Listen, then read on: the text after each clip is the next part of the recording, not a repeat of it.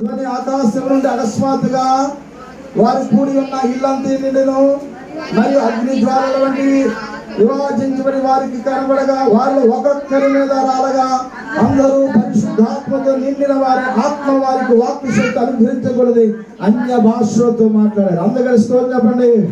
హల్లెలూయా. వాళ్ళందరూ పునరుద్ధరణ అయిన తర్వాత ఏం చేశారంట? శక్తిని పొందారు. హల్లెలూయా. చెప్పండి, ఏం పొందారంట? శక్తిని పొందారు. అప్పటి వరకు యేసు ప్రభువారని నాకు తెలియదు అన్నాడు పేతురు. ఎప్పుడైతే శక్తిని పొందాడో పేతురు ఏమన్నాడు చూద్దాం. అపోస్తల కార్యం 4:19 చూడండి. అపోస్తల కార్యం 4:19 చూడండి. శక్తిని పొందిన తర్వాత అందుకు పేతురు యోహాను వారు చూసి, నేను దేవుని మాట వినుడు కంటే నీ మాట వినుడా దేవుని దృష్టికి న్యాయమా? మీరే చెప్పండి. మేము కన్న వాటిని విన్న వాటిని చెప్పక ఉండలే. అందుకని స్తోత్రం చెప్పండి. నేనుండాలేనయ్యా, నే బ్రతకాలేనయ్యా, నేను